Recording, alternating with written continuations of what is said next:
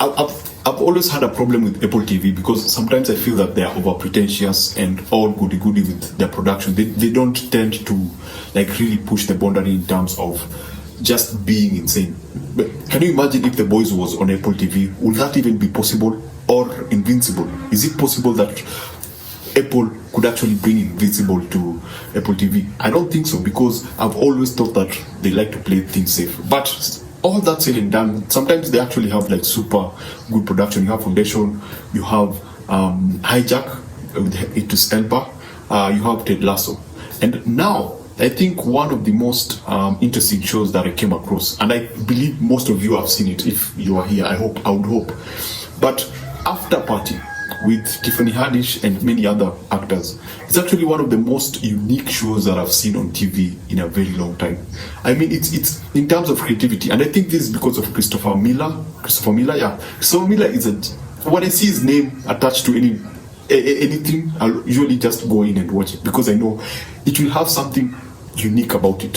So the Afterparty is supposed to be this detective comedy, usually involving a case that happens, and then you have different people who are within that after party being questioned, and then now they have to retell the events based on, you know, whatever is in their mind in terms of cinematic idea. For some it's animation, for some it's period pieces, for some it's an action movie, for others it's musical, for others is an action part, whatever.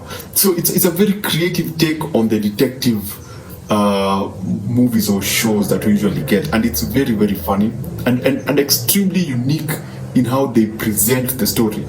Because season 1 for me was like, by the end of the last episode, I still had no clue who could have been responsible for the death of whatever the person died, because it's about a musician, then he falls off a building and lands, and then now they have to, the people who are in the party now have to be, you know, have to be questioned. There is a love story, but at the end of the day, the story for me was, because each person, despite the fact that at the beginning you understand the situation, each person had a different perspective.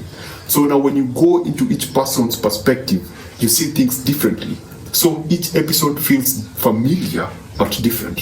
I don't know if you understand. So each episode feels fresh. Each episode feels like the first episode. It feels like you're watching the same thing, but you're watching it again for the first time, because you have a different perspective. I think that's the best way to put it. Season 1 was pretty awesome. I wanted to talk about it, but I kind of forgot.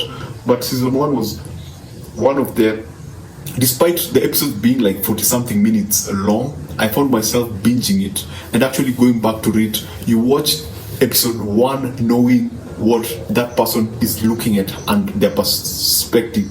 So at the end of it all, it becomes, it's I would call this a very difficult production. I don't know how they were able to hack this, because each episode has to be approached from a very different angle. Yeah, you know where you're going, but it's tonally different, and it's edited differently, and it's presented differently. So it feels different, though it's familiar. So yeah, it's I'm on season 2, episode 2. It's more of a sequel, but then with what they were able to do with episode 2, I was like, boom. With the character of Grace, I was like, this is fantastic. This is why TV exists. You know, this is why we need more creative people taking creative control of these productions, because now we get to see such creative approaches to the same thing. It's a detective show, but it's done so differently that I can't help but suggest it and highly recommend it to you out there. So if you love Ted Lasso is okay, but Afterparty is unique. Yeah, Ted Lasso is good. It's Foundation is epic in a way, but this is one of the most. Afterparty is just unique, fun detective show. So yeah, basically that's it. That's what I wanted to talk about. If you get the chance, I would highly recommend that you give Afterparty a go. If, for example, I was to give Afterparty season 1 a score out of 5, I would give it a 4.7 out of 5. It's just almost perfect. It's just too goddamn good. So yeah, basically that's it. Remember to always enjoy what you watch and watch what you enjoy.